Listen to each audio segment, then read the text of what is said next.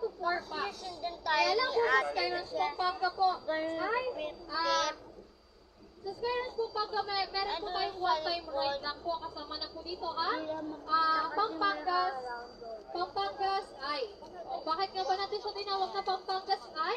Dahil pag nasa taas na po tayo ng Pampangas ay ng Ferris wheel, ay makikita po natin ang buong view po ng makikitang bundok po dito sa Pampanga. Ano po ito? Ang Mount Arayat. Kapag naman po nasa Tagaytay tayo, nasa taas tayo nito, Tagaytay ay ang tawag sa Ferris wheel dito, makikita po natin ang buong view po ng Taal. At sa Baguio naman po, ang puro buildings or mga tanawin po sa Baguio o mga kabundukan po sa Baguio. Ano po, so yun po ang branches of mga Sky Ranch po dito sa Pilipinas. Ano po, so, ayan.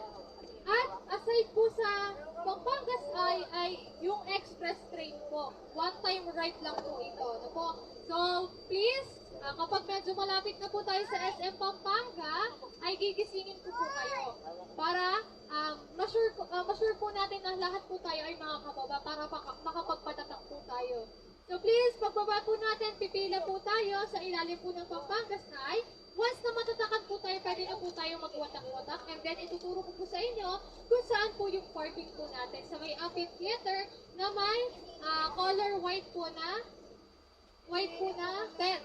Yung pinakamalaking tent po doon sa may likod po ng Skyrush Pampanga. Madali naman po siyang matuntun. So, ituturo ko na lang din po ulit mamaya at uulitin ko na lang po yung mga gagawin po natin sa Skyrush.